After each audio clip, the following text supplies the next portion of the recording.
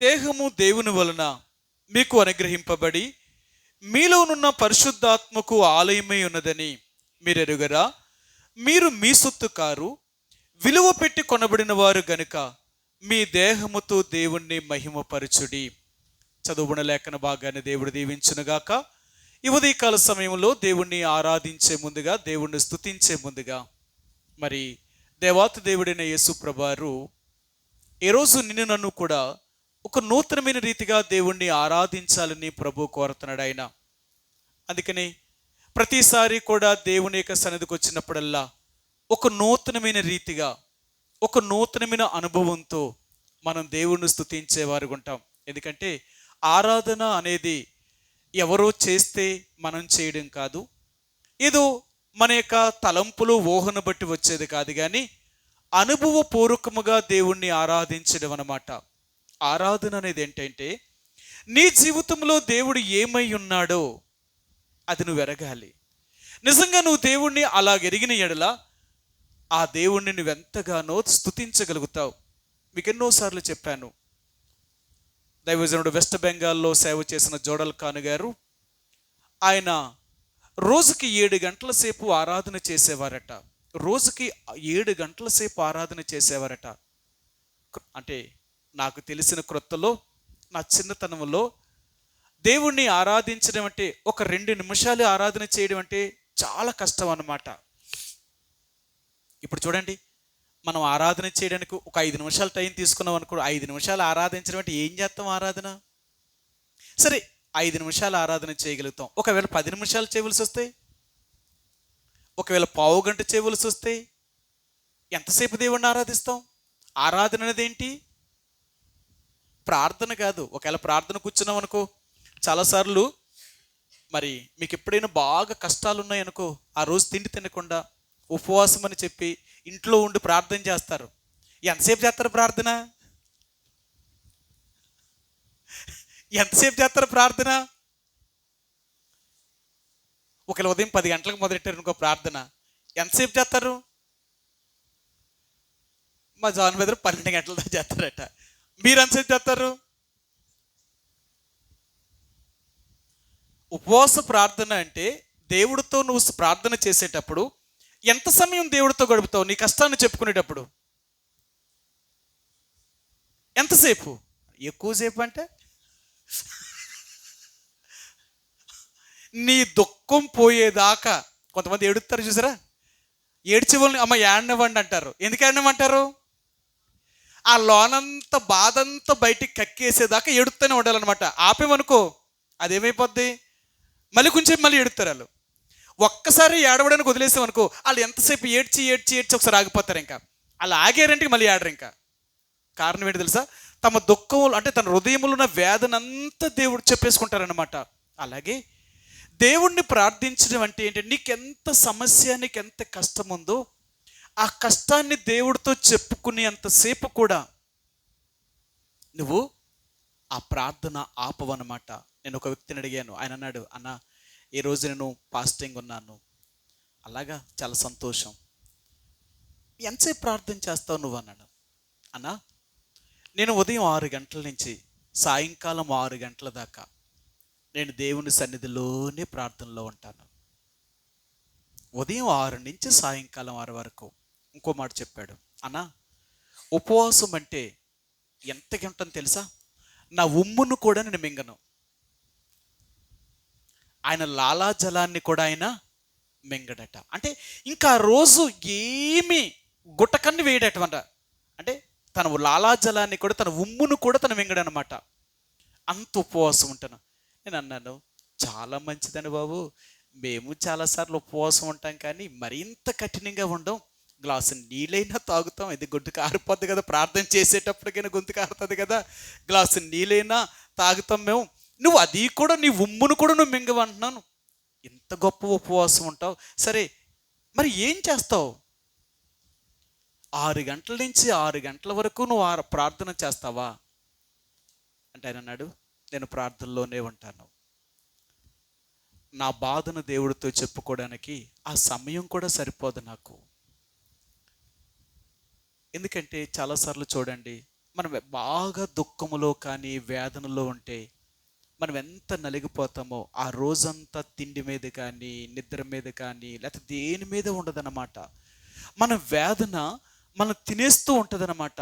అది నిద్రపోనివ్వదు, అది ఆహారం తినవదు, అది కూర్చోనివ్వదు, అది నిలవనివ్వదు. అంత బాధను మనం పడుతున్నప్పుడు మనం ఎలాగుంటాం తెలుసా? నిజంగా నలిగిపోతూ ఉంటాం అన్నమాట. అందుకని బైబిల్ గ్రంథాలు అంటాడు, దేవా విరిగి నలిగిన హృదయమును నీవు ఆలక్ష్యము చేయడట. మన దేవుడు ఎవరో తెలుసా? విరిగి నలిగిన వారి యొక్క హృదయాన్ని దేవుడు ఎప్పుడూ నిర్లక్ష్యము చేయడట. మరి ప్రార్థననే మనం ఎంతసేపు మన కష్టాన్ని చెప్పుకుంటున్నప్పుడు దేవుణ్ణి ఆరాధించవలసి వస్తే ఎంతసేపు దేవుణ్ణి ఆరాధిస్తాం అని అంటాడు, నీ జన్మ సరిపోదు దేవుణ్ణి ఆరాధించడానికి, మన జీవితమే సరిపోదట. దేవుడు చేసిన మేలులే కానీ నువ్వు వర్ణించాలి అనుకుంటే నీ జీవితమే సరిపోదు. నువ్వు ఎంత దేవుణ్ణి స్తుతించినా, ఆయన చేసిన వాటిని నువ్వెంత వర్ణించాలనుకున్నప్పటికీ కూడా నువ్వు దేవుణ్ణి స్తుతిస్తూనే ఉండాలా. కొంతమంది అనేకసార్లు చెప్తూ ఉంటాను, ఈ భూమి మీద కొంతమంది శాస్త్రవేత్తలు ఉన్నారు, అవునా? శాస్త్రవేత్తలు చేసే పని ఏంటి? పరిశోధన దేని మీద? ప్రతి దాని మీద పరిశీలన చేస్తారు. భూగర్భ శాస్త్రవేత్తలు ఉన్నారు, సముద్ర జల శాస్త్రవేత్తలు ఉన్నారు, అంతరిక్ష శాస్త్రవేత్తలు ఉన్నారు.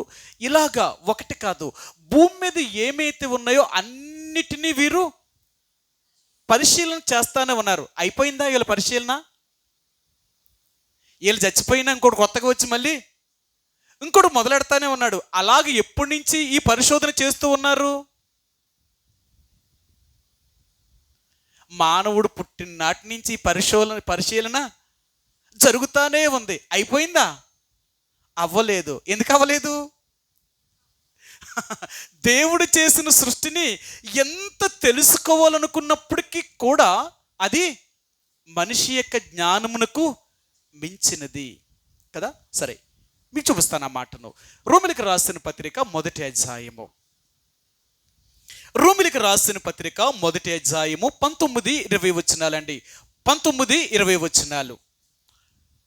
రోమా 1:19-20 వచనాలు. ఎందుకనగా దేవుని గూర్చి తెలియశక్యమైనదేదో అది వారి మధ్య విషిదమై ఉన్నది,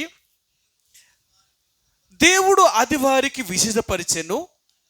ఆయన అదృశ్య లక్షణములు అనగా ఆయన నిత్య శక్తియు దేవత్వమును జగదుత్పత్తి మొదలుకొని సృష్టించబడిన వస్తువులను ఆలోచించుట వలన తేటపడుచున్నవి గనుక వారు నిరుత్తరులై ఉన్నారు.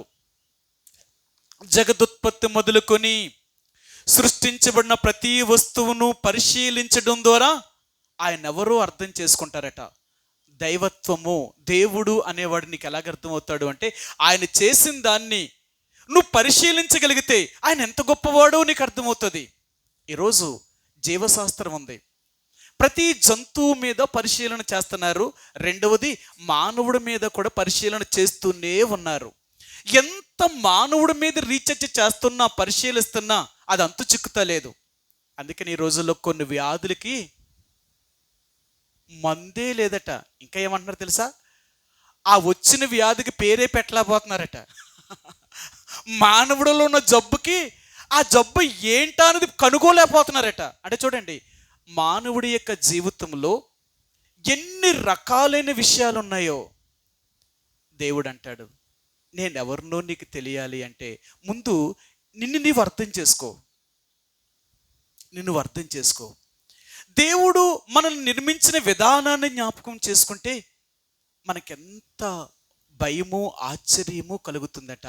మానవుడి యొక్క నిర్మాణము చాలా అద్భుతమైనది. మానవుడి యొక్క నిర్మాణాన్ని బట్టే ఈరోజు మానవుడు ఎన్నో రకాలైన ఫ్యాక్టరీలు కనిపెట్టాడట.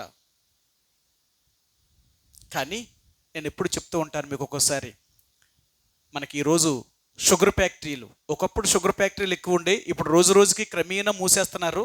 ఎందుకంటే చెరుకు పండించే వాళ్ళు తగ్గిపోతున్నారు కాబట్టి తగ్గుతున్నారు. ఇప్పుడు ఏమవుతుందంటే అక్కడ మీరు ఇప్పుడు నవంబర్ నుంచి ఆడడం ప్రారంభిస్తారు షుగర్ ఫ్యాక్టరీ అనమాట. 6 నెలలు, అంటే మరలా ఏప్రిల్ నెల వచ్చేంత వరకు ఈ రన్నింగ్లోనే ఉంటుంది మిషన్. అవునా? పగలు రాత్రులు. మీరు ఎప్పుడైనా చూడండి, నేను చాలాసార్లు చూశాను అనమాట. పగలు రాత్రులు ఈ షుగర్ ఫ్యాక్టరీ రన్నింగ్ అవుతానే ఉంటుంది అనమాట. 6 నెలలు ఏకదాటిగా తిరుగుతూనే ఉంటుంది మిషన్. ఆగదు ఆగదు. మనుషులు కూడా షిఫ్ట్ల వారీగా వెళ్తూ ఉంటారనమాట డ్యూటీకి. 12 గంటలు ఒకరు, 12 గంటలకు ఒకరు, ఇలాగ 2 షిఫ్ట్లుగా వెళ్తూ ఉంటారనమాట. మిషన్ అయితే ఆగదు. రెండవదిగా 6 నెలలు అయిన తర్వాత ఉన్న 6 నెలలు మరలా ఆ మిషన్ని బాగు చేస్తారట, మళ్ళీ క్రొత్త వాటిని వేస్తారట. 6 నెలలు పనిచేసిందంటే ఆగకుండా మరొక 6 నెలలు దాని అంతా రిపేర్ సెక్షనే ఉంటుందన్నమాట. అలాగైతే మానవుడి యొక్క జీవితం అనేది ఈ రోజుకి ఒక్క నిమిషం కూడా ఆగకుండా పనిచేస్తున్నాయి. మన శరీరంలో ఉన్న అవయవాలన్నీ ఏ ఒక్క నిమిషమైనా, 2 నిమిషాలైనా, 3 నిమిషాలైనా ఏదైనా అవయవం పని చేయకుండా ఆగింది అంటే మానవుడి యొక్క ప్రాణమే పోతుంది. ఎంత అద్భుతమైన నిర్మాణాన్ని చేశాడు దేవుడు. అందుకే దేవుడు అంటున్నాడు, నేను ఎంత గొప్పవాడినో నీకు అర్థం అవ్వాలి అంటే నన్ను పరిశీలించుట ద్వారా నీకు అర్థమవుతుంది. నన్ను ఎంత పరిశీలించగలుగుతావో అంతగా నేను ఎవరినో నీకు అర్థమవుతుందన్నమాట. నేను ఎవరినో నీకు అర్థమవుతుంది. అందుకనే దేవుని యొక్క ప్రజలుగా నీవు నేను కూడా దేవుడికి ఎంత దగ్గర అవుతూ ఉంటామో ఆయన ఎవరో మనం అర్థం చేసుకోగలుగుతాం. ఒక మనిషి గురించి మనం తెలుసుకోవాలనుకుంటే ఆ మనిషికి మనం దగ్గర అయ్యే కొలిదే అతను ఎవరో మనకు అర్థమవుతూ ఉంటుంది అనమాట.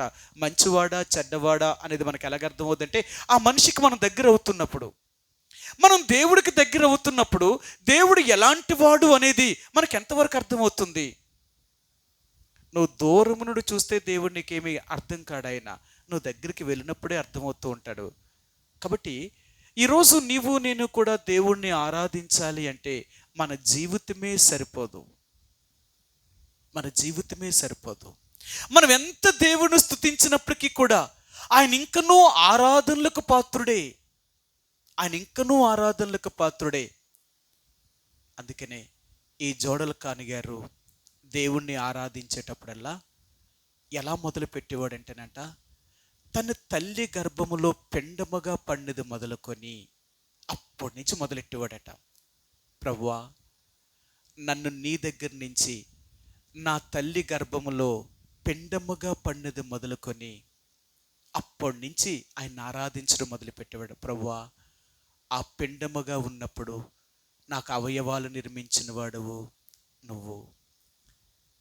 నా అవయవ నిర్మాణములో ఏ లోపము లేకుండా చేసిన వాడువు నువ్వు. అంతేకాదు, తల్లి గర్భంలో నేను బ్రతకడానికి 9 నెలలు నీవు నన్ను కాపాడేవు. అంతేనా? 9 నెలలే కానీ గర్భంలో దేవుడు కాపాడకపోతే గర్భములోనే ఎంతమంది చచ్చిపోయారట? కొంతమంది మొదటి నెల, 2వ నెల, 3వ నెల, 7వ నెలలో కూడా చచ్చిపోయిన వాళ్ళు కూడా ఎంతో మందిని మనం చూస్తాం కదా. కారణం, ఏ గర్భంలో చనిపోరా బిడ్డలు? అందరూ జన్మించలేమని రూల్ ఉందా? లేదే. 9 నెలలు నా తల్లి గర్భములో నేను సజీవుడిగా బ్రతికేలాగా నన్ను చేసావు అంటే నువ్వెంత గొప్పవాడివి నా ఎడల, నీ ప్రేమ ఎంత గొప్పది. ఇలా మొదలెట్టేవాడట. ఇలా మొదలెడితే ఎప్పుడు కాపుతాడు? సరిపోయేది కాదట 7 గంటలు కూడా, సరిపోయేది కాదట. దేవా, నా ఎడల నువ్వెంత గొప్ప దేవుడివి. నా ఎడల నీకున్న ఆలోచనలు ఎంత గొప్పవి. నా ఎడల నువ్వు చేసిన అద్భుతమైన కార్యములు ఎంత గొప్పవి. నిన్ను స్తుతించుకుంటూ ఉంటాను. నేను ఎలా నిన్ను ఆరాధించుకుంటూ ఉంటాను. నేనేంటి, నువ్వేంటి, నన్ను ఇంతగా ప్రేమించడానికి నేనే పాటి వాడును. ఎంత దేవుణ్ణి ఆరాధించేవాడట. అందుకని నీవు నేను కూడా దేవుణ్ణి దగ్గర అయ్యే కొలది ఆయన ఎంత మంచివాడో నీకు అర్థమవుతుంది అన్నమాట. ఆయన ఎంత మంచివాడో నువ్వు అర్థమవుతూ ఉంటే ఆయన కీర్తిని నువ్వు వివరించడానికి ప్రయత్నం చేస్తూ ఉంటావు అన్నమాట. ఒక వ్యక్తికి నువ్వు దగ్గర అవుతున్నప్పుడు, ఆయనలో ఉన్న మంచి లక్షణాలన్నీ నువ్వు చూస్తున్నప్పుడు ఆయన గురించి నువ్వెంత చక్కగా వర్ణించగలుగుతావు. ఎంత చక్కగా ఆయన గురించి చెప్తావు నువ్వు. కాబట్టి ఈరోజు నువ్వు నేను కూడా ఆ దేవాతి దేవుడైన యేసు ప్రభువారిని ఆరాధించడానికే వచ్చాం. ఆయన ఏం చేశాడని, ఆయన ఏం చేశాడని దేవుడిని నువ్వు ఆరాధిస్తున్నావు. నీ జీవితంలో దేవుడు ఏమై ఉన్నాడు నువ్వు గుర్తించావా? అందుకనే ఆరాధన అనేది దేవుని సన్నిధికి వచ్చినప్పుడల్లా ఒక క్రొత్త అనుభవంతో దేవుణ్ణి ఆరాధన చేస్తూ ఉంటారట. దేవుని బిడ్డలు దేవుని సన్నిధికి వచ్చినప్పుడల్లా ఒక క్రొత్త అనుభవంతో, అవునా? చాలామంది ఆరాధన చేస్తే అలా చేస్తారు తెలుసా? పాడిందే పాడుతూ ఉంటారు, ప్రతి వారం చేసిందే చేస్తూ ఉంటారు. వీళ్ళకి క్రొత్తదేమీ ఉండదు. వీళ్ళకి ఎందుకు తెలుసా? వీళ్ళకి అనుభవం ఉంటే కదా కొత్తది ఉండడానికి. ఆ దేవుడితో అనుభవం ఏంటి వీళ్ళకి? దేవుని యొక్క ప్రజలు ఈ వారములో దేవుణ్ణి నువ్వెంత అనుభవించావు? ఆ దేవుడు నీకు ఏం చేశాడు? ఆ దేవుడితో నీకున్న సంబంధం ఏంటి? అర్థమైందా? అందుకనే ఈరోజు నువ్వు నేను కూడా దేవుణ్ణి ఆరాధించేటప్పుడు ప్రతి వారము కూడా ఒక నూతనమైన అనుభవంతో, ఒక క్రొత్త అనుభవంతో దేవుణ్ణి స్తుతించాలా. అప్పుడే ఆయన ఎంత సంతోషిస్తాడో తెలుసా? నీవు నేను చేసే ఆరాధనల పైన ఆయన ఆసీనుడిగా ఉంటాడట. నువ్వు నేను దేవుణ్ణి పొగుడుతూ ఉంటే, దేవుణ్ణి స్తుతిస్తూ ఉంటేనంట, ఆ పరలోకమందున్న దేవుడు ఎంత సంతోషించగలుగుతున్నాడో దేవదూతలు కూడా అలాగ దేవుణ్ణి ఆరాధన చేయలేకపోతున్నట్ట. దేవుడు చెప్తాడట, చూసారా, ఏ మట్టితో అయితే నేను మానవుని నిర్మించానో ఆ మానవుడు నేను చేసిన మేలులకి వాడు నన్ను ఎంత అర్థం చేసుకుని ఆరాధిస్తున్నాడు, వాడు నన్ను ఎంత పరిశీలనగా తెలుసుకున్నాడు. అందుకనే చాలాసార్లు తల్లిదండ్రులు ఉన్న వాళ్ళ పిల్లలకి తల్లిదండ్రుల యొక్క విలువేంటో తెలియదట. తల్లిదండ్రులు అంటే ఉన్న పిల్లలకి తల్లిదండ్రులకి విలువేంటో తెలియదట. తల్లిదండ్రులు లేని పిల్లలు ఉంటారు చూసావా, ఆ పిల్లలకి ఎవరు విలువ తెలుసట? తల్లిదండ్రులకి విలువ తెలుసట. వీళ్ళకెందుకు తెలియదు? వీళ్ళకెందుకు తెలుసు?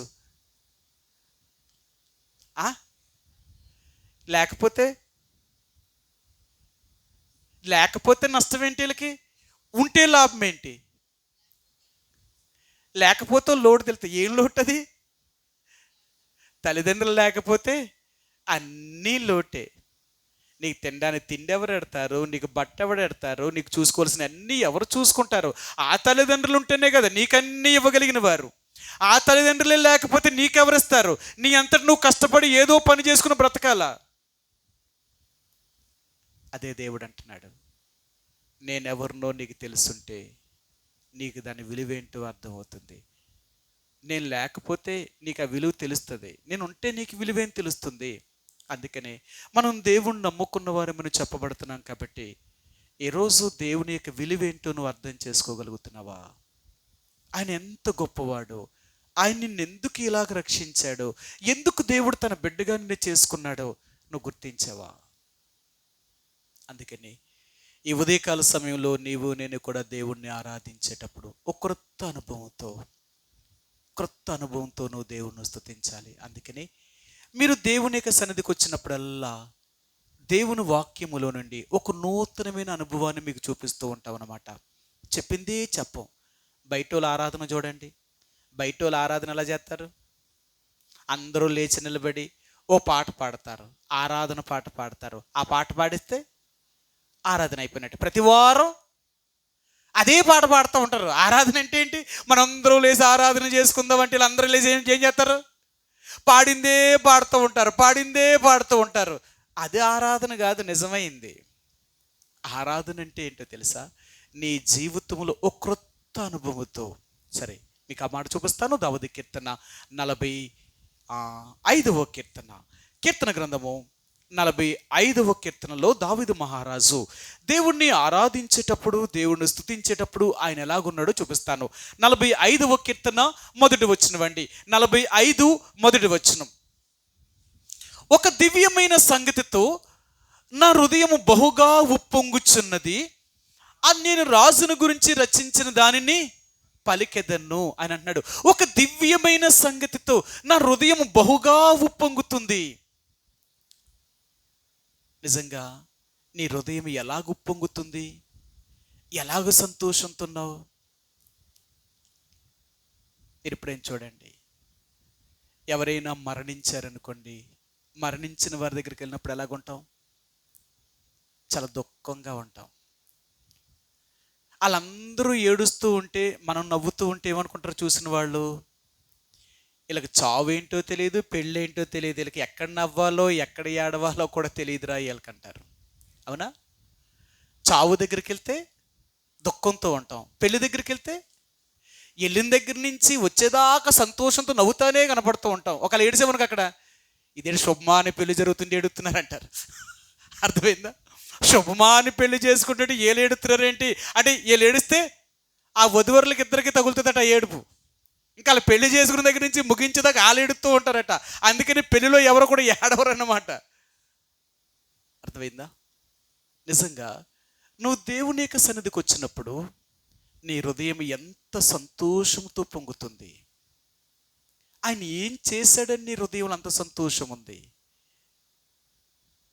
అందుకని దేవుడు నీకేం చేశాడో అది గుర్తించగలిగితే నీ హృదయం బహుగా సంతోషంతో పొంగుతూ ఉంటుందట. నువ్వు దేవుడి దగ్గరికి వెళ్ళినప్పుడల్లా ఆ దేవుని గురించి పాడుతూ సంతోషంతో ఉంటావట. దేవుని బిడ్డలు ఎక్కడున్నా ఎప్పుడైనా వారు ఎప్పుడూ సంతోషము కలిగిన వారిగా ఉంటారట. మీ అందరికీ తెలుసు కదా, ఫిలిప్పీలకు రాసిన పత్రిక 4వ అధ్యాయము 4వ వచనం అంటాడు అపోస్తలుడైన పౌలు, ప్రభువునందు ఆనందించుడి, మరలా చెప్పుదును ప్రభువునందు ఎల్లప్పుడూ ఆనందించుడి అంటాడు ఆయన. ఎవరినందంట? ప్రభువునందు. నువ్వు నిజంగా యేసు ప్రభువులో ఉంటే నువ్వు ఎప్పుడూ సంతోషంగా ఉండగలుగుతావు. అందుకని మనం చాలాసార్లు చెప్తూ ఉంటాం, ఎవరైనా దేవుని బిడ్డలు మరణించారనుకో, అక్కడ ఎవరైనా ఏడుస్తూ ఉంటే చెప్తాం, ఏడవకండి, నిరీక్షణ లేని వారి వలె మీరు దుఃఖపడకూడదు. మీకు నమ్మకం లేదా? ఒకరోజు మరలా ఈయన్ని మీరు దేవుడి దగ్గర చూడగలుగుతారని నిరీక్షణ లేకపోతే మీరు ఏడుస్తారు. నిరీక్షణ కలిగిన వారైతే ఎందుకు ఏడుస్తారు మీరు? మన సహోదరుడు మన సహోదరి దేవుడి దగ్గరికి వెళ్ళిందంతే, ఆయన ఎక్కడికో వెళ్ళిపోలేదు, మన్నించి దూరం అయ్యింది, దేవుడి దగ్గరికి వెళ్ళింది. ఇప్పుడు దాకా మనతో ఉంది, దేవుడికి దూరంగా ఉంది అంతే. మీరు ఏడవకండి, దుఃఖపడకండి అని చెప్తూ ఉంటాం. ఎందుకంటే అక్కడ కూడా మనం ఎంతో దేవుని బిడ్డలుగా సంతోషంతో పాటలు పాడుతూ ఆ వ్యక్తిని సమాధి దాకా పాటలు పాడుకుంటూ తీసుకెళ్తాం. ఎందుకు తీసుకెళ్తాం? పాటలు పాడి. అందరూ ఏడుస్తూ ఉంటారు, అన్ని మతస్థులు కూడా, కానీ మనం మాత్రం పాటలు పాడుకుంటూ మనిషిని మోసుకెళ్తూ ఉంటాం. ఎందుకో తెలుసా? ఈ బిడ్డ దేవుడి దగ్గరికి వెళ్ళింది, ఈ బిడ్డంతో సంతోషంతో దేవుడిని అంగీకరించి దేవుడితో కూడా ఉండడానికి వెళ్ళింది. ఇక బాధలు లేవు, కష్టాలు లేవు, దుఃఖము లేదు, ఏడుపు లేదు, వేదన లేదు, ఇంకేమీ లేదు. ఇంకా అలాంటి ఆమెస్తాం. దేవుడి దగ్గరికి వెళ్ళినప్పుడు మేమెందుకు ఏడవాలి? సంతోషంతో సాగనంపుతాం. అది దేవుని బిడ్డలంటే.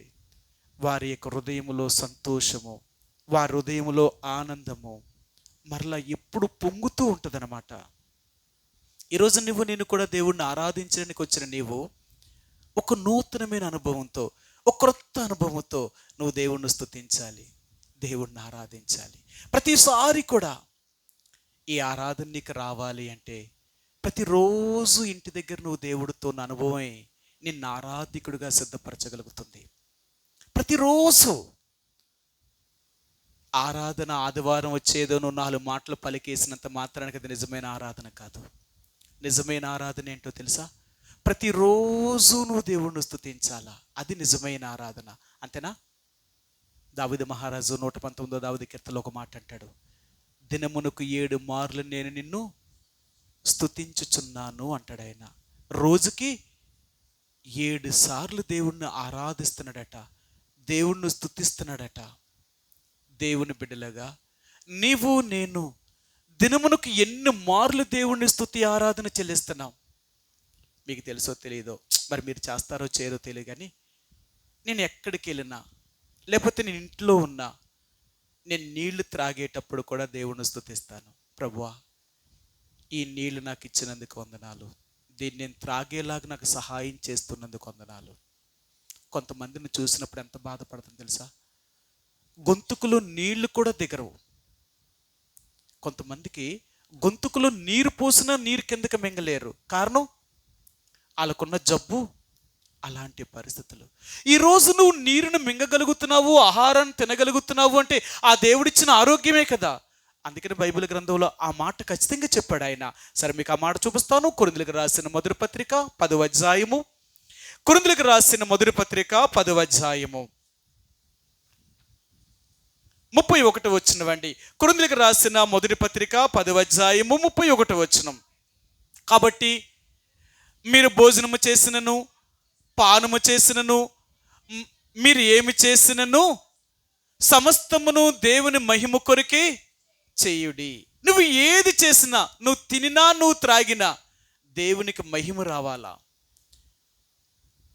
దేవుని యొక్క ప్రజలనేవారు ఏది చేసినా దేవుణ్ణి స్తుతిస్తారు. వాళ్ళు నీళ్లు త్రాగేటప్పుడు దేవుణ్ణి స్తుతిస్తారు, ఆహారం తినేటప్పుడు దేవుణ్ణి స్తుతిస్తారు, వారు బట్టలు వేసుకునేటప్పుడు కూడా దేవుణ్ణి స్తుతిస్తారు. ప్రభువా, ఈ వస్త్రాలను నువ్వు నాకు అనుగ్రహించినందుకు వందనాలు. ఎంతోమంది బట్టలు లేని వారు ఉన్నారు. నేనైతే అలాంటి స్థితిలో లేకుండా ఈ బట్టలు ఇచ్చినందుకు కూడా నీకు వందనాలు. నేను ఇంకేం చెప్తాను తెలుసా? నేను పేస్ట్ వాడేటప్పుడు కూడా, నేను పేస్ట్ తీసాను అనుకో, వీళ్ళందరూ వాడేసి అయిపోయింది అనుకోండి, ఒకవేళ నా చేతితో నేను పేస్ట్ తీయవలసి వస్తే ఆ పేస్ట్ తీసిన మొట్టమొదటిసారి దేవుణ్ణి స్తుతిస్తాను. ప్రభువా, ఈ పేస్ట్ నాకు ఇచ్చినందుకు వందనాలు. ఎందుకంటే ఎంతమంది ఆ పేస్ట్ కూడా లేని వాళ్ళు ఉన్నారు. నిజంగా ఈరోజు నువ్వు వాడే ప్రతీది కూడా నువ్వు పొందావు అంటే అది ఎవరి వల్ల? ఆ దేవుడు ఇస్తేనే నువ్వు పొందావు. ఆయన ఇవ్వకుండా నువ్వేది పొందలేదు. నువ్వు ప్రతి దానికి దేవుణ్ణి స్తుతించాలి. అది నీ అనుదిన అనుభవం అవ్వాలి. ప్రతిరోజు నువ్వు ఏం చేసినా నీ దేవుడిని నువ్వు స్తుతించాలా. అప్పుడు ఆ దేవుడు ఏమంటాడు, ఈ చిన్నదానికి కూడానా? అలా నేర్పించేవారు మాకు. ఎంత ఖచ్చితంగా నేర్పించేవారంటే, నువ్వు ఏది చేసినా, నీకు ఏది వచ్చినా నువ్వు దేవుణ్ణి స్తుతించు, నువ్వు దేవుణ్ణి ఆరాధించాలి. నీ దేవుడు ఎంత గొప్పవాడో నీకు అర్థం అవ్వాలంటే కలిగిన ప్రతి దానిని నువ్వు అనుభవించాలి. ఈరోజు నువ్వు ఇలాగున్నావు అంటే ఇది దేవుని దయ. అందుకని అపోస్తలుడైన పౌలు అంటాడు, నేనేమై ఉన్నానో అది దేవుని కృప వలనే అయ్యున్నాను. నేను సంపాదించింది కానీ, నేను కలిగి ఉన్నది కానీ, ఒకవేళ నేను ఏది కలిగి ఉన్నా అది నా వలన కలిగినది కాదు, అది దేవుని కృప వలనే కలిగినది. దేవుడే నాకు అది అనుగ్రహించాడే తప్ప నా అంతటి నేను ఏది సంపాదించుకోలేదు. అందుకే నేను కృతజ్ఞుడనై ఉన్నాను. అపోస్తలుడైన పౌలు అంటాడు, నేను ఆయనకు కృతజ్ఞుడను. ఎంత కృతజ్ఞుడను అంటే, ఆయన నన్ను ఏ స్థితిలో నుండి ఏ స్థితిలోనికి తీసుకొచ్చి ఈరోజు దేవుడు నన్ను ఇలాగ ఉంచాడు అంటే ఆ దేవుడికి నేను ఎంత కృతజ్ఞుడను. ప్రతిదానికి నేను కృతజ్ఞతాస్తుతులు చెల్లిస్తాను నేను ఆయనకి. అది నీ అనుదినము కూడా అది నీ అనుభవం అవ్వాలన్నమాట. ప్రతిరోజు నువ్వు దేవుణ్ణి స్తుతిస్తూ ఉంటే ఆయనలో నీ క్రొత్త అనుభవం అంటే క్రొత్త దినం అనేది నీకు అర్థమవుతూ ఉంటుంది. అందుకనే దేవుని బిడ్డలారా, ఏదో దేవుణ్ణి ఆరాధించడం అంటే నేర్చుకున్న మాటలు, ఏదో రాసుకున్న మాటలు, ఇతరులు పలికిన మాటలు, ఇవి కాదు. ఆరాధన అనేది నీ అనుభవంలో నుంచి రావాలా. దేవుణ్ణి నువ్వెంత అనుభవిస్తూ ఉంటావో అంత నీకు అర్థమవుతూ ఉంటాడనమాట. ఆ దేవుడు ఎలాంటి వాడంటే ఒక రా మెటీరియల్ లాంటివాడు. నువ్వు ఎంత తీస్తా ఉన్నా ఆయన తరగని దేవుడు. నువ్వెంత తీస్తా ఉన్నా ఆయన తరగని దేవుడు. ఆయన ఎంతైనా నువ్వెంత తోడినా, అందుకంటాడు రక్షణార్థమైన బావుల్లో నుంచి నీరు చేదుకునుడి అంటాడు ఆయన. మీరు ఎప్పుడైనా చూడండి, నూతులో నీళ్లు మనం ఒక్కడం తోడేయగలమా? మన వల్ల అవదు నూతులో నీరుని తోడలేం మనం అందరూ కూడా. అందుకంటాడు, నాలో నుంచి నువ్వెంత తీయాలనుకున్నా నేను తరగని వాడను. నన్నెంత నువ్వు ఆరాధించినా, ఎంత నీవు నన్ను స్తుతించినా ఇంకా నేను ఆరాధనలకు పాత్రుడిగానే మిగిలిపోతాను. ఎందుకంటే నేను చేసినవి అంత గొప్పవి. ఒక ఆయన చెప్పాడట, ఏం చెప్పాడంటే, ఆయన అన్నాడు, నీ తల్లిదండ్రుల గురించి ఒక వ్యాసం రాయమన్నాడు. ఆయన రాశాడట, అయ్యా అన్నీ రాసి నా తల్లిదండ్రుల గురించి చెప్పడానికైతే ఇంకా తరగదు అని రాశాడట. జన్మనిచ్చిన తల్లిదండ్రుల గురించి రాయడానికి నీ జన్మ సరిపోతే నిన్ను సృష్టించిన దేవుడి గురించి నువ్వు చెప్పడానికి నీ జీవితమే సరిపోదు. ఆయన ఎంత గొప్పవాడు. ఈ ఉదయకాల సమయంలో దేవుణ్ణి ఆరాధించే ముందుగా ఒక నూతనమైన అనుభవంతో, ఒక క్రొత్త అనుభవంతో నువ్వు దేవుణ్ణి స్తుతించాలి, దేవుణ్ణి ఆరాధించాలి. అందుకని ఆ నూతనమైన అనుభవం, ఆ క్రొత్త అనుభవం నీకు ఎలాగవుతుందంటే, ప్రతిరోజు నువ్వు దేవుణ్ణి నీ ఇంటి దగ్గర, నీ వ్యక్తిగతంగా నువ్వు దేవుణ్ణి ఎలాగ ఆరాధించగలుగుతున్నావో ఆ అనుభవాలన్నీ దేవుని యొక్క సన్నిధిలోకి వచ్చినప్పుడల్లా ఒక నూతనమైన రీతిగా నువ్వు దేవుణ్ణి ఆరాధన చేయగలుగుతూ ఉంటావు. అందుకనే కొంతమంది ఆరాధనలు వింటూ ఉంటే హృదయము ఉప్పొంగుతూ ఉంటుందన్నమాట, జల్దరిస్తూ ఉంటుందన్నమాట. చూసావా, ఆమె ఆయన ఎలాగ ఆరాధన చేశారో, వారి ఆరాధన వింటున్నప్పుడే మన హృదయం కదిలించబడుతూ ఉంటుందన్నమాట. కదిలించబడాలి. మీకు తెలుసో తెలియదో నేను ఒక మాట చెప్తాను. కమ్యూనిస్ట్ వాళ్ళ మీటింగ్లకు ఎప్పుడైనా వెళ్ళారా మీరు? కమ్యూనిస్ట్ వారి మీటింగ్స్కి నక్సలేట్ల తర్వాత, అంటే వాళ్ళకంటే ముందు రాడికల్స్ ఉండేవారు అనమాట. వాళ్ళు మీటింగ్స్ పెడతారు, ఎక్కడెక్కడ పబ్లిక్ మీటింగ్లు పెడతారనమాట. కొంతమంది స్టూడెంట్ల మధ్య వీళ్ళని తయారు చేయాలి కదా. తయారు చేయాలంటే ముందు వీళ్ళు ఏం చేయాలా? ఆ మాటలకే పాటలకే ముందు ఆకర్షించే అలా ఉండాలన్నమాట. అందుకనే వాళ్ళ పాటలు పాడినా, వాళ్ళ మాటలు విన్న వాళ్ళు ఏమైపోతారో తెలుసా? ఈరోజే కలిసిపోవాలనుకుంటారు వాళ్ళతోటి. అవునా? ఇంకొక మాట చెప్తాను. మీరు ఎల్ఐసి ఏజెంట్స్ ఆ ఏజెంట్ మాట ఒక్కసారి వినండి. మీ ఇంటికి కానీ ఎల్ఐసి ఏజెంట్ వచ్చాడంటే పాలసీ కట్టించుకోకుండా వెళ్ళాడు. ఆడు ఎంత టాక్టిక్స్గా మాట్లాడతాడు తెలుసా? అమ్మా, అసలు కట్టి చూడు, ఈ పాలసీ నీకు ఎంత ఉపయోగపడుతుందో, నీకు కాకపోతే నీ పిల్లలకి, నీ పిల్లలకి కాకపోతే నీ కుటుంబానికి అయితే నీకు ఎన్ని చెప్తాడంటే, ఆ పాలసీ కట్టించుకుని ఇంటికి వచ్చాడంటే ఆడు మాటల్లోనే చేయించుకుని పట్టుకెళ్తాడు. వాళ్ళ మాటల్లోనే మనుషులను అంత చేస్తూ ఉంటే దేవుణ్ణి అంగీకరించిన నువ్వు నేను కూడా మన మాటలు ఇతరులను ఉప్పొంగ చేసాయి అన్నమాట. అవునా? దేవుని బిడ్డల మాటలు ఎలాగుంటాయో తెలుసా? అవునా? చూపిస్తాను. ఆయన మాటలు ఎలాగుంటాయో చూపిస్తాను. కొలసీలకు రాసిన పత్రిక, అపోస్తలుడైన పౌలు కొలసీలకు రాసిన పత్రిక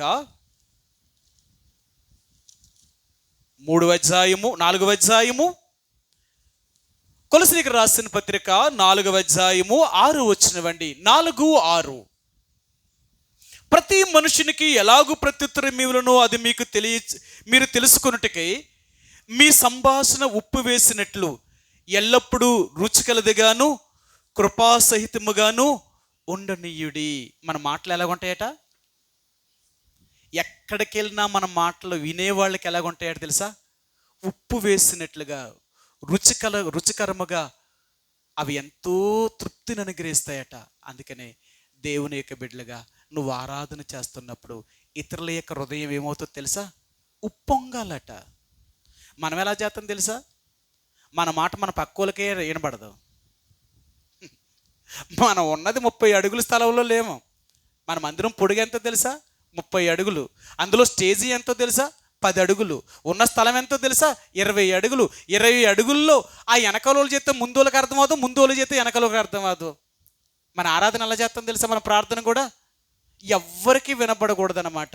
ఇక నువ్వు చేసేది ఇతరులకే నువ్వు ఆ ఉప్పొంగేలాగా నువ్వు చేయలేనప్పుడు ఏంటి నీ ఆరాధన, నీ ప్రార్థనకు అర్థం?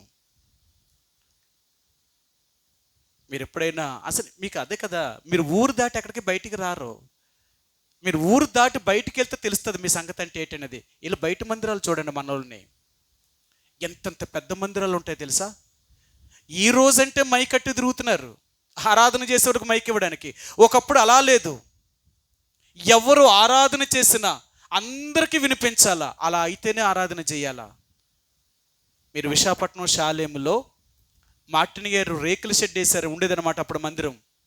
80 అడుగులు పొడుగనమాట మందిరం, 35 అడుగులు వెడల్పు మందిరం. అక్కడ ఎంతమంది ఉండేవారు తెలుసా? 600-700 మంది ఉండేవారు అన్నట్టు మందిరం. ఈ చివరి నుంచి ఆ చివరికి నిండిపోయేవారు. వాళ్ళు మగోళ్ళు కాదు ఆరాధన చేయడం, సిస్టర్స్. వాళ్ళు ఆరాధన చేస్తూ ఉంటే మాకు ఎంటుకలు లేసిపోయి అన్నమాట. ఎంత బిగ్గరగా ఆరాధన చేసేవారు తెలుసా? 80 అడుగులు పొడుగులో నుంచి ఆరాధన చివరి నుంచి చేస్తే స్టేజీ అదిరిపోయేది అనమాట. అంతంత పెద్ద నోరులు పెట్టి ఆరాధన చేసేవారు. ఎందుకో తెలుసా? నా దేవుడు సన్నిధికి వెళ్ళినప్పుడు నా నోరు తెరవకపోతే ఇంక దేనికి? మన నోరు ఎప్పుడు తెరుతుంది తెలుసా? గొడవ రానే, ఒకరి గురించి ఇంకొకరి గురించి చెప్పడానికి రానే, ఎంత గట్టి మాట్లాడతామో, ఎంత నోరు ఎడతామో. ఇప్పుడు వస్తుంది నోరు, అప్పుడు రాదు దేవుణ్ణి ఆరాధించేటప్పుడు ఆ నోరు. నీకు నోరు ఎందుకు ఇచ్చాడు తెలుసా? ఆ నోరిచ్చిన దేవుడు నువ్వు ఆయన స్తుతించాలని, నువ్వు ఆరాధించాలని. అందుకే దేవుడిచ్చాడు ఈ నోరుని.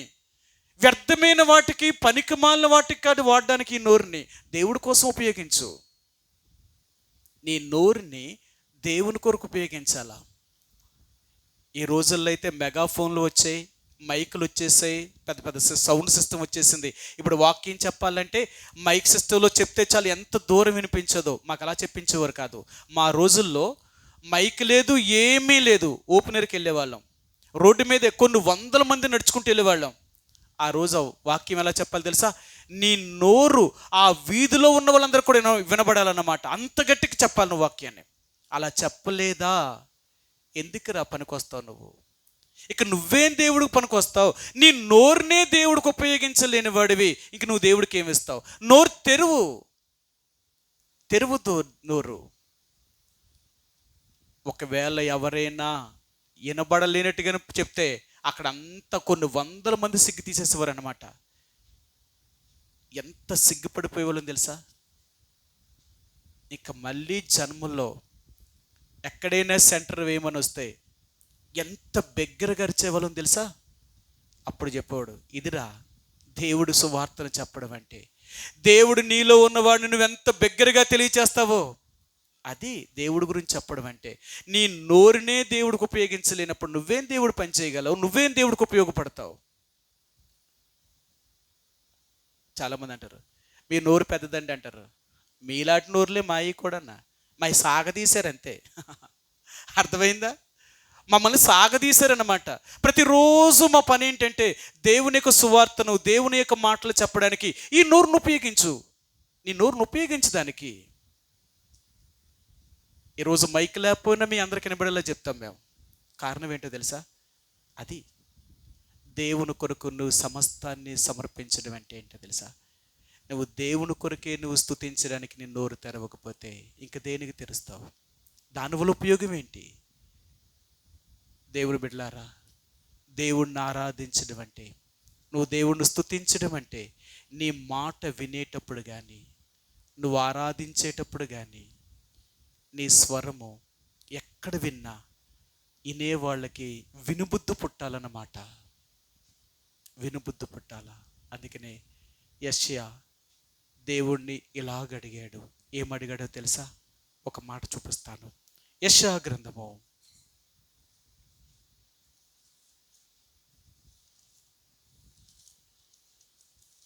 50వ అధ్యాయము. యెషయా గ్రంథము 50వ అధ్యాయము 4వ వచనం అండి. 4వ వచనం. యెషయా గ్రంథము 50వ అధ్యాయము 4వ వచనం. అలసిన వానిని మాటల చేత ఓరడించి జ్ఞానము నాకు కలిగినట్లు శిష్యునికి తగిన నోరు యెహోవా నాకు దయచేసి ఉన్నాడు. శిష్యులు వినున్నట్లుగా నేను వినుటకై ఆయన ప్రతి ఉదయమున నాకు వినుబుద్ధి పుట్టించుచున్నాడు. సరే ప్రభువా, నేను నోరు తెరిచినప్పుడల్లా అలసిన వారిని మాటల చేత ఓరడించు జ్ఞానము నాకు కలిగినట్లుగా శిష్యునికి తగినట్లుగా నాకు నోరు దయచేయి. నా నోరు ఎలాగుండాలి తెలుసా? ఎంత అలసిన వారికైనా, ఎంత బాధలో ఉన్నవారికైనా, ఎంత దుఃఖంలో ఉన్నవారికైనా నీ మాట వినగానే వాళ్ళకి ఎలాగుండాలో తెలుసా? ఆదరణ కలిగించేదిగా. నాకు ఆయన ఒక 15 రోజుల క్రితం నాకు ఫోన్ చేశాడు. బాబు, రోజు నీకోసారి ఫోన్ చేయొచ్చా అని అడిగాడు. నేనన్నాను, అదేంటి అలాగంటారు, చెయ్యడం తప్పులేదు అంటే వాళ్ళ ఆవిడ అన్నది, ఊరుకోండి మీరు అలాగే చెప్తారు, వాళ్ళ సేవకులు వాళ్ళకి ఎన్నో పనులు ఉంటాయి, ఎక్కడెక్కడికో వెళ్తారు, ఏదో మీటింగ్స్లో ఉంటారు, అలాంటి సమయంలో మీరు ఫోన్ చేస్తే ఆయన ఎలాగెత్తుతాడు, ఏదో 2 రోజులకు ఒకసారో లేకపోతే 3 రోజులకు ఒకసారో లేకపోతే వారానికి 2 సార్లు అని చెప్పాలి, రోజు చేస్తానంటే ఎత్తారా అంటే నేను అన్నాను, అదేంటమ్మా అలాగంటావు, పోన్లే ఆయన రోజు ఒక్కసారి కదా మాట్లాడడం, ఏదో ఒక సమయం. నేను అన్నాను, ఒకవేళ మీరు చేయకపోతే ఏదో ఆ రోజులో నేనే చేస్తాను, ఎందుకంటారంటారు, బాబు నీ మాట వింటే అదో సంతృప్తం, నీ మాట వింటే నాకు ఎంతో ఒక బలము ధైర్యం వచ్చినట్టు ఉంటుంది బాబు, అందుకే నీతో మాట్లాడతాను. సరే మీకు అంత బలమో ధైర్యం వస్తుందంటే నాకు ఫోన్ చేసి మాట్లాడతాను.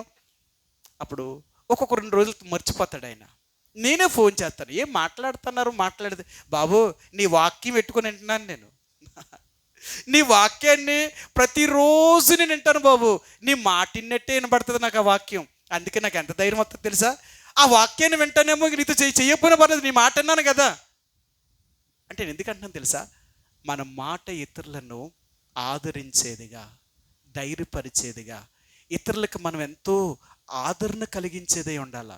అది అందుకన్నాడు ప్రభు, శిష్యుడికి తగిన నోరు నాకు దయచేయి. నాకు ఎలాంటి నోరు ఉండాలో తెలుసా, ఇతరులను ఆదరించేవాడుగా, ధైర్యపరిచేటట్లుగా, ఇతరులకు నెమ్మది కలిగించేదిగా అలాంటి నోరు నాకు ఉండాలా. దేవుని బిడ్డలుగా, దేవుణ్ణి ఆరాధించే నీవు నేను కూడా దేవుణ్ణి ఆరాధించడానికి ఈ నోరుని తెరవలేనప్పుడు, ఇతరులకు మనం ఆ పురుకొల్పునివ్వలేనప్పుడు ఎందుకు ఈ నోరు, దేని కొరకు ఈ నోరు దేవుడిచ్చాడు అని అంటాడు. నీకు నోరునిచ్చింది ఎందుకో తెలుసా, నన్ను స్తుతించాలని, నన్ను ఆరాధించాలని, నన్ను మహిమపరచాలని నీకు నోరునిచ్చాను. అంతేకాని వ్యర్థమైన వాటిని, పనికిమాలిన వాటిని ఉపయోగించడానికి అది నీకు నోరునిచ్చింది. అందుకనే దేవుడు అంటాడు, వ్యర్థముగా మీరు మాట్లాడకూడదు, వ్యర్థమైన మాటలు ఉచ్చరింపకూడదు, అది పరిశుద్ధులకు తగవు.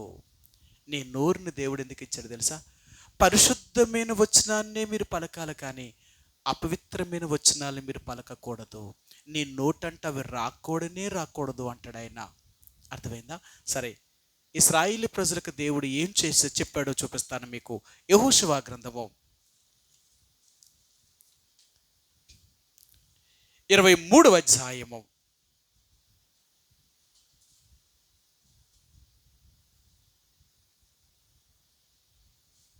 7వ వచనం అండి. యెహోషువ గ్రంథము 23వ అధ్యాయము 7వ వచనం. యెహోషువ 23వ అధ్యాయము 7వ వచనం. మీ యొద్ద మిగిలి ఉన్న ఈ జనుల సహవాసము చేయక, వారి దేవతల పేళ్లను ఎత్తక, వాటి తోడని ప్రమాణము చేయక, వాటిని పూజింపక, వాటికి నమస్కరింపక. చూసారా ఎన్ని మాటలు చెప్తున్నాడు.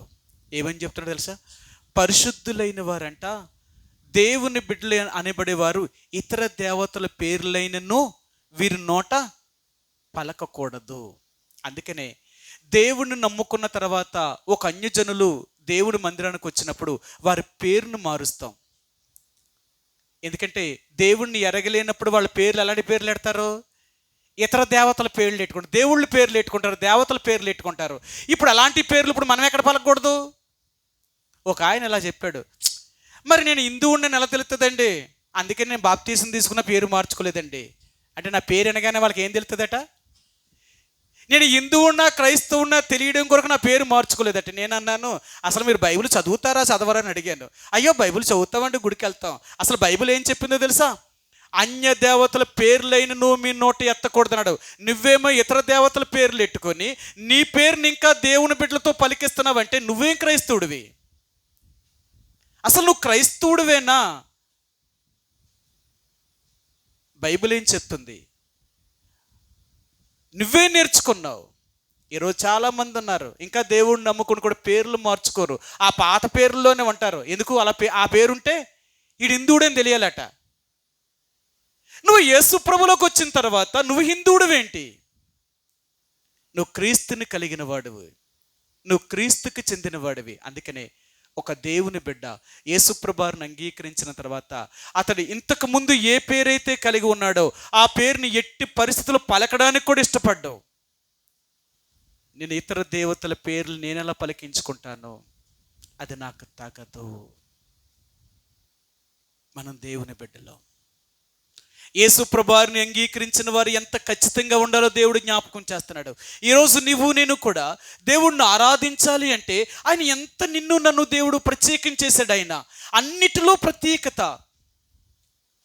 ఒక దేవుడిని రక్షించాడు, దేవుడు మనల్ని రక్షించాడు అంటే మనల్ని ఎంత ఒక ప్రత్యేకంగా ఉంచాడు దేవుడు. నువ్వు అందరిలాంటి వ్యక్తివి కాదు. అందుకనే చెప్తూ ఉంటాను, నువ్వు ఎక్కడికి వెళ్తే అక్కడ కలిసిపోకు. నువ్వు అందరిలో కలిసిపోయే వ్యక్తివి కాదు, నువ్వు ప్రత్యేకించబడిన వ్యక్తివి. ఒక క్రైస్తవుడు అనేవాడు ప్రత్యేకమైన జీవితాన్ని కలిగిన వాడు. మీకు గత శుక్రవారం ప్రార్థనలో చెప్పాను, యూదుడు అనేవాడు ఈ ప్రపంచంలో ఎన్ని మతాలు ఉన్నా ఆ మతాల అన్నిటికీ వ్యతిరేకం కలిగిన వాడు. వాళ్ళ మత సిద్ధాంతమే వేరు. ఎందుకో తెలుసా? వీరు సకల లోక మర్యాదను అనుసరించేవారు కాదు. ఈ లోకంలో ఉన్నవారు అందరూ చేసినట్లుగా వీరు చేయరు.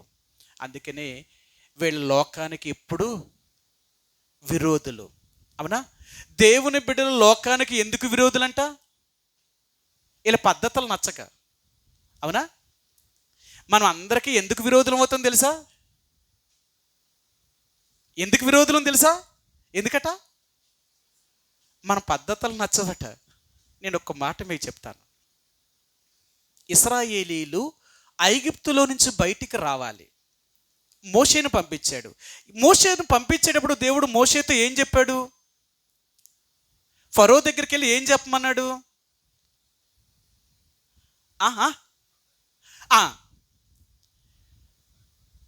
ఈ ప్రజలు 3 దినాలంత దూరం ప్రయాణం చేసి తమ దేవుడిని యెహోవాకు పండగ చేసుకుని తిరిగి వస్తారు, ఆ పండగ చేసుకోవడానికి వాళ్ళని పంపించు అని చెప్పారు.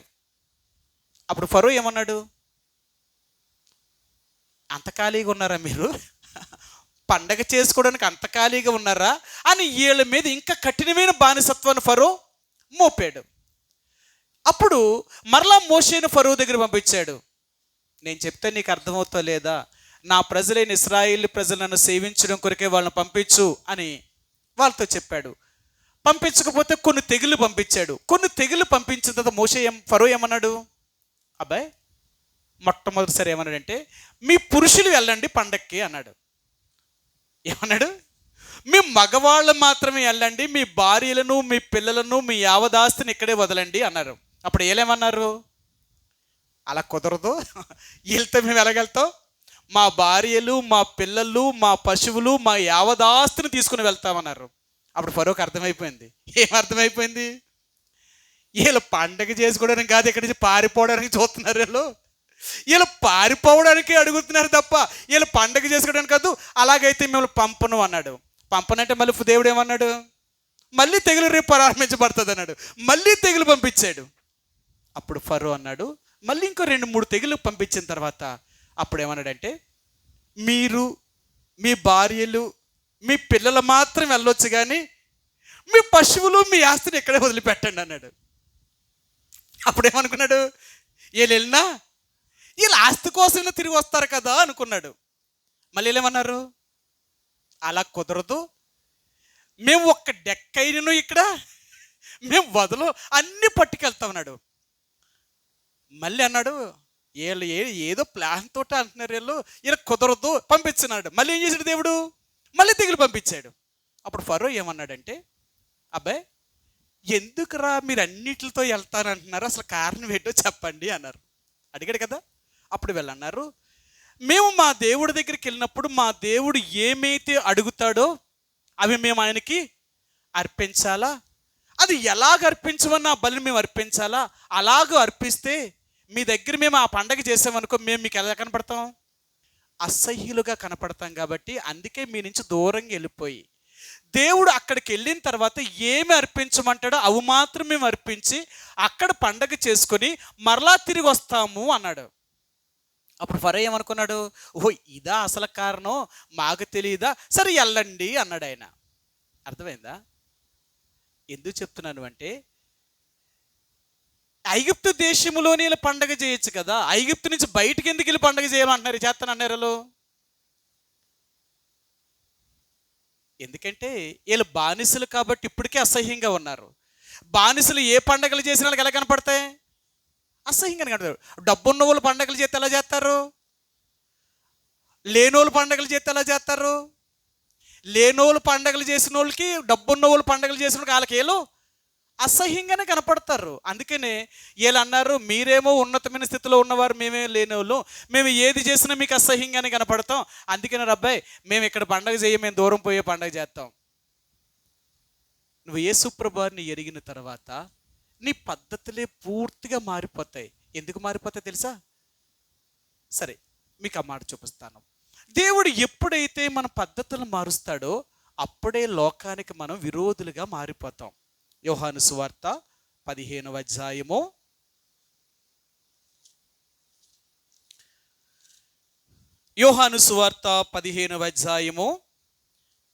18-19 వచనాలండి. లోకం మిమ్మల్ని ద్వేషించిన ఎడల మీకంటే ముందుగా నన్ను ద్వేషించినని మీరు ఎరుగుదురు. మీరు లోక సంబంధులైన ఎడల లోకం తన వారిని స్నేహించును. అయితే మీరు లోక సంబంధులు కారు గనుక నేను మిమ్మల్ని లోకములో నుండి ఏర్పరచుకుంటుని, అందుచేతనే లోకం మిమ్మును, దేవుడు మనల్ని అంట లోకములో నుంచి ఏర్పరచుకున్నట్ట, వేరు చేశాడట. అందుకే లోకం మళ్ళీ ఏం చేస్తుందట? మన ద్వేషిస్తుందా, ప్రేమిస్తుందా? ఈరోజు లోకంలో ఉన్న వాళ్ళకి మనం ఎంత ఇష్టమైన వాళ్ళమో. ఎందుకు ఇష్టమైన వాళ్ళు? వాళ్ళు చెప్పినవన్నీ చేస్తాం కదా. మన గురించి అంత మంచిగా సాక్ష్యం చెప్తారు తెలుసా? లోకం చేత మనం మంచోళ్ళు అనిపించుకోవాలనుకుంటామంట. మనం లోకం చేత మంచోళ్ళు అనిపించుకుంటేనంట దేవుడి చేత చెడ్డోళ్ళు అనిపించుకుంటామంట. మనం దేవుడి చేత మంచోళ్ళు అనిపించుకుంటే లోకం చేత చెడ్డోళ్ళు అనిపించుకుంటామంట. ఇప్పుడు మనం ఎలా కనిపించుకోవాలనుకుంటాం? మనుషుల చేత. అందుకని వాళ్ళు చెప్పింది చేస్తాం, వీళ్ళు చెప్పింది చేస్తాం, వాళ్ళు రమ్మంటే వెళ్తాం, వీళ్ళు రమ్మంటే వెళ్తాం. వాళ్ళు ఏం చెప్పినా మనం ఎందుకు చేస్తాం తెలుసా? మనం మనుషులను సంతోష పెట్టేవారు. అందుకే దేవుడు అన్నాడు, అపోస్తలుడైన పౌలు చెప్తాడు, నేను ఎప్పుడైనా మనుషులను సంతోష పెట్టే గోరువాడినైతే నేను ఎప్పటికీ క్రీస్తుని సంతోష పెట్టలేను అన్నాడు. అవునా? గలతీయులకు రాసిన పత్రిక 1వ అధ్యాయము, గలతీయులకు రాసిన పత్రిక 1వ అధ్యాయము 10వ వచనం, 1వ అధ్యాయము 10వ వచనం అండి. ఇప్పుడు నేను మనుషుల దయను సంపాదించుకుని చూచుచున్నానా, దేవుని దయను సంపాదించుకుని చూచుచున్నానా?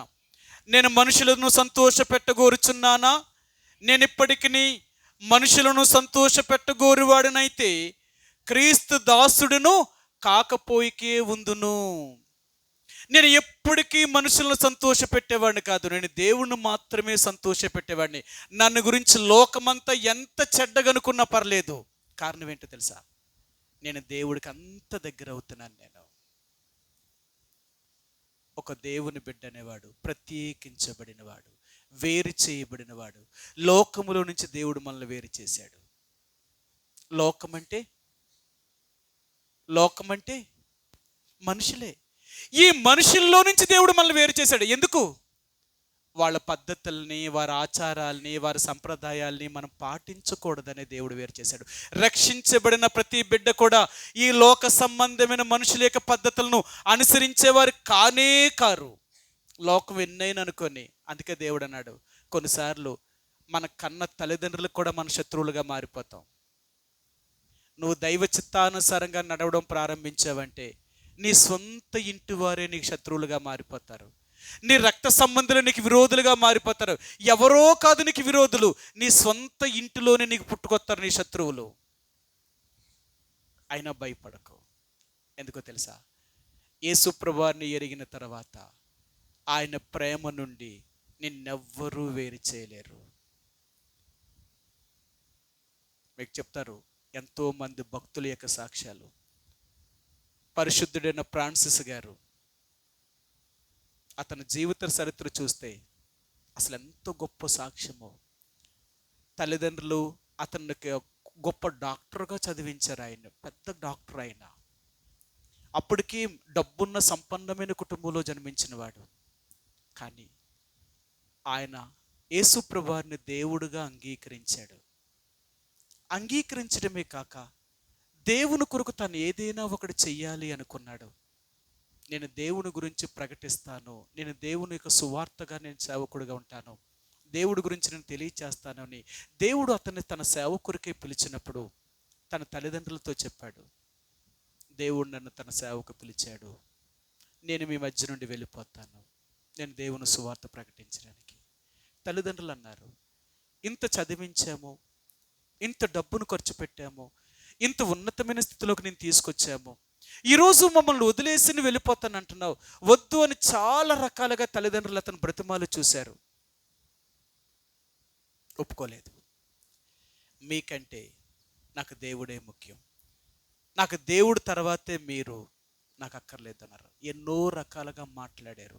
రే, నీకు జన్మనిచ్చిన వారు, నిన్ను కన్నవాళ్ళు, మాకంటే దైవం ఏముంది? నీ తల్లిదండ్రుల కంటే దైవం ఇంకేమైనా ఉందా? మా తర్వాతే దైవం. కానీ ఆయన అన్నాడు, ఆ దేవుడు మీకు పుట్టిస్తేనే కదా మీరు నన్ను కన్నారు, ఆయన మీకు ఇవ్వకుండా మీరు నన్ను ఏమీ కనలేదు, ఆయన తర్వాతే మీరు అన్నాడు.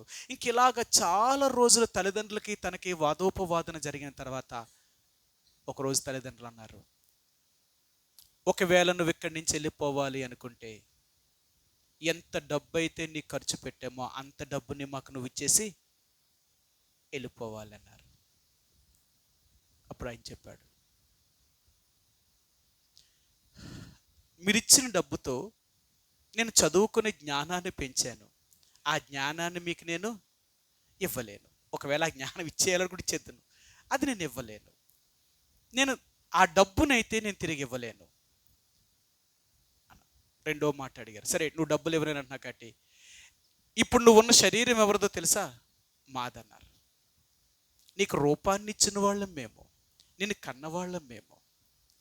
ఈరోజు నువ్వు తిన్న తిండి కానీ, నువ్వు వేసుకున్న బట్టలు కానీ, నువ్వు ఉన్న ఇల్లు కానీ, నువ్వు ఖర్చు పెడుతున్న డబ్బు కానీ, ఇవన్నీ మావి, నీదంటూ నీకేమీ లేదు, అవన్నీ వదిలిపెట్టి వెళ్ళిపోవాలి నువ్వు అన్నారు. అప్పుడు ఆయన అన్నాడు, మీరు రూపాన్ని ఇచ్చాను అంటున్నారు, ఆ రూపానికి నా ఆత్మనిచ్చిన వాడు దేవుడు, ఆ ఆత్మ ఉంటేనే దానికి రూపం వచ్చింది. కాబట్టి ఈ శరీరం మీది కాదు, ఈ శరీరం దేవుడిది అని ఆయన బైబిల్లో నుంచి ఒక మాట చూపించి, ఈ దేహము దేవుడిది, అదిగో బైబిల్ చెప్తుంది, మీరు చెప్పకూడదు అని చెప్పాడు. సరే, నేనున్న ఇల్లు, నేను వేసుకున్న బట్టలు, నేను ఇప్పుడు తిరుగుతున్న ఈ బళ్ళు కానీ ఏమైనా కానీ ఇవన్నీ మీవే, ఇవన్నీ మీకు ఇచ్చేసి వెళ్ళిపోతాను నేను అన్నారు. ఆ రోజు ఫ్రాన్సిస్ గారు తన ఇంటిలో నుంచి బయటకు వచ్చినప్పుడు ఒంటి మీద బట్టలు కూడా లేకుండా దిగంబరిగా బయటకు వచ్చాడట. తన తల్లిదండ్రులు కూడా తన కొడుకుని దిగంబరంగా బయటికి పంపించారట. ఆ రోజు అనుకున్నాడు, బట్టలు లేకపోయినంత మాత్రానికి నేను మనిషిని కాదా? నా దేవుడి కోసం ఏదైనా వదిలేసుకుంటాను. నా తల్లిదండ్రులే కాదు, నా ఒంటి మీద ఉన్న బట్టలైనా నేను వదిలేస్తాను దేవుడి కోసం. అందుకే నా పుస్తకం పౌలు అంటాడు, ఎన్నో రోజులు నేను దిగంబరత్వంతో ఉన్నాడట. అవునా? మీ అందరూ ఎన్నోసార్లు చదివారు కదా, అనేక మార్లు రాత్రింబగళ్ళు సముద్రములో గడిపి తిని, పిడుగుద్దులు తిన్నాను, నిలవరమైన చోటు లేకుండా ఉన్నాను, అంతేకాదు అనేక రోజులు దిగంబరులుగా ఉన్నారట. ఉన్నారా? ఉందా మాట? సరే, కొరింథీయులకు రాసిన మొదటి పత్రిక, అపోస్తలుడైన పౌలు యేసు ప్రభువులోనికి వచ్చిన తర్వాత ఈయన కూడా ఎంత దిగంబరులుగా వారు విన్నారో చూపిస్తాను మీకు. 4వ అధ్యాయము కొరింథీయులకు రాసిన మొదటి పత్రిక, కొరింథీయులకు రాసిన మొదటి పత్రిక 4వ అధ్యాయము 11వ వచనమండి. 4:11 ఈ గడియ వరకు ఆకలి దప్పులు గలవారము దిగంబర్లము. అంటే ఏమి లేవు వీళ్ళకి, ఒంటి మీద బట్టలు కూడా ఏలో. చూసారా, దేవుని కొరకు వీళ్ళు దిగంబరులుగా అయినా ఉండడానికి ఇష్టపడ్డారేమో కానీ లోక పద్ధతిని అనుసరించాలని మాత్రం ప్రయత్నం చేయలేదు. అందుకని మనందరికీ తెలుసు కదా, రోమిలికి రాసిన పత్రిక 12వ అధ్యాయం అంటాడు, మీరు ఈ లోక మర్యాదను అనుసరించేవారు కాదు, మీరు నా మర్యాదను అనుసరించేవారు, నన్ను సంతోషపెట్టేవారు మీరు. ఈరోజు దేవుని యొక్క బిడ్డలుగా దేవుణ్ణి ఎందుకు ఏర్పరచుకున్నాడో తెలుసా? దేవుణ్ణి ఎందుకు రక్షించాడో తెలుసా? నువ్వు ఆయన కోసం బ్రతకాలని, నువ్వు ఆయన కోసం జీవించాలని. అందుకనే దేవుని బిడ్డ అనేవాడు ఈ లోకంలో ఉన్న మనుషుల యొక్క మర్యాదలన్నిటికీ వ్యతిరేకం, అన్నిటికీ వ్యతిరేకం. వాళ్ళు అనుసరించినట్లుగా, వారు చేసినట్లుగా, వారు మాట్లాడినట్లుగా వీళ్ళు చెయ్యరు, వీళ్ళు మాట్లాడరు, నడవరు. వాళ్ళు క్రైస్తవుడు అంటే, ఏ రోజు క్రైస్తవులు ఎలా ఉన్నారో తెలుసా? లోకస్తుల కంటే దుర్మార్గంగా ప్రవర్తిస్తున్నారు. అటు లోకము కావాలి, ఇటు దేవుడు కావాలా, అటు లోకము కావాలి, ఇటు దేవుడు కావాలి. వీళ్ళ క్రైస్తవులంటే అసలు దేవుడు ఎవరిని ప్రత్యేకం చేశాడు? వీరు క్రీస్తుని కలిగిన వారు. క్రైస్తవుడు అంటే మీకు ఎన్నోసార్లు చెప్పాను, యెరూషలేములో ఉన్న వాళ్ళు ఎవ్వరూ క్రైస్తవులుగా అనబడలేదు. యెరూషలేములో ఉన్న వాళ్ళు ఎవ్వరూ క్రైస్తవులు అనబడలేరు. అన్యజనుల్లో నుంచి వచ్చిన క్రైస్తవులు మాత్రమే, దేవుణ్ణి నమ్మిన వారు మాత్రమే, అంతియొకయలో ఉన్నవారు మొట్టమొదటి క్రైస్తవులుగా అనబడిరి. అంతేనా? క్రైస్తవులు ఎవరు అనబడ్డారట? అంతియొకయలో ఉన్నవారు అనబడ్డారు. యెరూషలేములో ఉన్న వాళ్ళు ముందు దేవుణ్ణి నమ్మితే అంతియొకయలో ఉన్నవారు ఎలా క్రైస్తవులు అనబడ్డారు? వీరు క్రీస్తుని కలిగిన వారిని లోకానికి చూపించారు. వీరు యెరూషలేములో ఉన్న వారి కంటే అంతియొకయలో ఉన్న క్రైస్తవులే మొట్టమొదటిగా ఎన్నో శ్రమలను, కష్టాలని, నిందలను దేవుడి కోసం అనుభవించారు వాళ్ళు. ఈరోజు దేవుణ్ణి అంగీకరించడం అంటే ఏంటో తెలుసా? అపోస్తలుడైన పౌలు అంటాడు, దెస్సలోనికలో ఉన్న సంఘంతో చెప్పినప్పుడు అంటాడు, మీరు ఎప్పుడు క్రీస్తుని అంగీకరించారో తెలుసా? మహాశ్రమల్లో ఉన్నప్పుడు. క్రీస్తు నిమిత్తము ఎన్ని అవమానాలను, ఎన్ని నిందలను, ఎన్ని తిరస్కారాలను మీరు భరించి క్రీస్తులోనికి వచ్చారు. మీరు ఒక దేవుని బిడ్డ యేసుని అంగీకరించడం అంటే ఈ లోకములో నుంచి బయటికి రావడం. లోకములో నుంచి బయటికి రావడం అంటే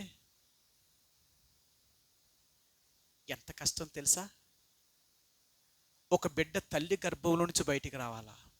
తల్లి గర్భంలో నుంచి బయటికి రావాలంటే బిడ్డ ఎంత పోరాటంతో బయటకు వస్తాడంట? అంత సామాన్యం కాదండి. అందుకనే చాలా మంది బిడ్డలు ఏమవుతారు తెలుసా? ఆ తల్లి గర్భం నుంచి బయటకు వచ్చేటప్పుడే చచ్చిపోతారు. నేను ఎంతో మందిని చూశాను. ఒకసారి మన దగ్గరే, మన విశ్వాసులే సరిగ్గా ద్వారం దగ్గరకు వచ్చి బిడ్డ బయట తల బయటకు వచ్చింది, లోన భాగమంతా లోన ఉండిపోయింది. ఆ డాక్టర్ ఏం చేశారు తెలుసా? బలవంతంగా బిడ్డను లాగారు. కటింప్లేర్లు పట్టుకొని వాళ్ళ దగ్గర ఉన్న ఆయుధాలతో బిడ్డను లాగితే బిడ్డ బయటకు వచ్చాడు, కానీ నలిగిపోయాడు అన్నమాట. బిడ్డ ఊపిరాడతా లేదు, చిన్న ఊపిరి. తల్లి ప్రమాదం అయిపోయింది, బిడ్డ ప్రమాదం అయిపోయింది. ఇద్దరిని చెరో హాస్పిటల్కి పంపించేశారు. అక్కడి నుంచి ఇక్కడ ఉండి చచ్చిపోతారు, మా దగ్గర అంత ఎక్విప్మెంట్ లేదని. 3 రోజులు అయిన తర్వాత బిడ్డ చచ్చిపోయాడు. అక్కడ డాక్టర్ తిట్టాడు, ఎవడా డాక్టర్ మీకు డెలివరీ పోసింది? ఇలాగ చేస్తాడా? చేతులార బిడ్డని చంపేశాడాడు. అర్థమైందా? అందుకని అంటాడు, లోకము నుంచి బయటికి రావడం అంటే అంత తేలిక. ఎన్ని అవమానాలు, ఎన్ని నిందలు, ఎన్ని తిరస్కారాలు, ఎంతమంది మనుషుల చేత నువ్వు ద్వేషించబడతావు. ఇవన్నీ ఎవరి కోసమో తెలుసా? నిన్ను ప్రేమించిన నీ ప్రభువు కోసం. అందుకన్నాడు, నా నిమిత్తము, నా నామము నిమిత్తము జనులు మిమ్మల్ని నిందించి, హింసించి, మీ పేరు చెడ్డదని చెప్పుకున్నప్పుడల్లా మీరు సంతోషించి ఆనందించండి. పరలోకమందు మీ పేరు అధికమవుతుంది, మీ ఫలం అధికమవుతుంది. యేసు ప్రభువుని నమ్మడం అంటే ఈ లోకములో ఉన్న మనుషుల మధ్య నుంచి ప్రత్యేకమైన జీవితము. ఈరోజు ఇదే కదా. ఏది మన ప్రత్యేకత? ఏది మన ఏర్పాటు? ఎంతమంది క్రైస్తవులు కనపడుతున్నారు తెలుసా? అందుకనే చాలామంది అంటారు, ఇదేంటి మీ పాస్టర్ గారు అలా చెప్తారు కానీ ఏ పాస్టర్ గారు అలా చెప్పరు. ఏం చెప్పరు? వాళ్ళని వదిలే వీళ్ళు వదిలే, అది వదిలే, ఇది వదిలే. ఎప్పుడు మీ పాస్టర్ గారు ఇదే చెప్తారా, మా అందరిని వదిలేస్తే లోకంలో ఎలా బతుకుతాం? కాబట్టి ఇప్పుడు ఏం చేయాలా? ఈ లోకాన్ని అంతట్లో మనం అందరిలోగా ఉండాలా. అలా ఎలా చెప్తారు తెలుసా? మళ్ళీ ఒక ఆయన అలా చెప్పాడు. అపోస్తలుడైన పౌలు ఏం చెప్పాడు తెలుసా? ఏం చెప్పాడట? చెప్పరా బాబు అన్నాను. అంటాడు, నేను అన్యజనుల దగ్గరికి వెళ్ళినప్పుడు అన్యజనుల వలె నటించాను, నేను యూదుల దగ్గరికి వెళ్ళినప్పుడు యూదుల వలె నటించాను, నేను సమరయుల దగ్గరికి వెళ్ళినప్పుడు సమరయుల్లాగే ఉన్నాను. అంటే అలా మారిపోయాడా? అలా అక్కడికి వెళ్ళి సువార్త చెప్పాడా? కానీ మన వాళ్ళు ఏం చెప్తారు? ఎక్కడికి వెళ్తే అక్కడ అలా మారిపోవాలి మనం, అంతే. నేను అన్నారు, పిచ్చి అదవా ఇదా నీకు వాక్యం అర్థమైంది? అసలు ఎందుకు చెప్పాడు రా మాట నీకేమైనా తెలుసా? వాళ్ళు రక్షించడం కొరకు ఆయన వాళ్ళ దగ్గరికి ఎందుకు వెళ్ళాడు అంటే వాళ్ళు మార్చడం కొరకు వెళ్ళాడే తప్ప వాళ్ళలాగిన మారిపోవడానికి వెళ్ళలేదు. వాడు కాదు క్రైస్తవుడు. ఎక్కడికి వెళ్ళినా వీడు మారడు, ఒకే రీతిగా ఉండేవాడు. అందుకంటాడు యేసుక్రీస్తు నిన్న నేడు నిరంతరము ఒక్కటే రీతిగా ఉన్నట్టు. ఆయన ఎప్పుడూ మారలేదు. మన దేవుడే మారలేనప్పుడు మనం ఎందుకు మారుతాం? ఒక క్రైస్తవుడు ఎక్కడ ఉన్న క్రైస్తవుడే. ఆడు ఇండియాలో ఉన్న క్రైస్తవుడే, ఆడు అమెరికా వెళ్ళిన క్రైస్తవుడే, ఆడు ఆస్ట్రేలియా వెళ్ళిన క్రైస్తవుడే. ఏ పద్ధతులు బట్టి ఆ పద్ధతులు మార్చుకునేవాడు క్రైస్తవుడు కాదు. బైబిల్ గ్రంథం ఏం చెప్తుంది? యేసుక్రీస్తు అందరికంటే యావత్ ప్రపంచంలో ఉన్న వాళ్ళందరికీ దేవుడే. కానీ మనం ఏం చేస్తాం? మన భారతదేశంలో పుట్టాం కాబట్టి భారతదేశ సంప్రదాయ ప్రకారంగా ఏం చేయాలా? మంగళసూత్రం కట్టాలా, ఆ సుట్లు కట్టాలా, ఆ దండలు వేయాలా, ఆ చింతలు వేయాలా, ఆ పువ్వులు ఎట్టాలా. ఇవన్నీ చేయకపోతే మనం ఎవరం కాదు, భారతీయులం కాదు. ఈ భారతీయులు ఎవరో పరలోకం చేరరు. అర్థమైందా? నువ్వు భారతదేశ సంప్రదాయ ప్రకారంగానే జీవిస్తే నువ్వు భారతదేశ సంప్రదాయ ప్రకారంగానే నాశనం అయిపోతావు, కానీ నువ్వు దేవుని యొక్క రాజ్యంలోనికి చేరు. అందుకనే క్రైస్తవుడు అనేవాడు ప్రపంచంలో ఏ దేశం వెళ్ళినా ఒక్కటే బైబిలు. ఈ బైబిల్ మాత్రం మారలేదు. మీరు ప్రపంచంలో ఎక్కడికి వెళ్ళి చూసినా బైబిల్ గ్రంథం ఒకటే. ఎందుకు ఇచ్చాడు తెలుసా?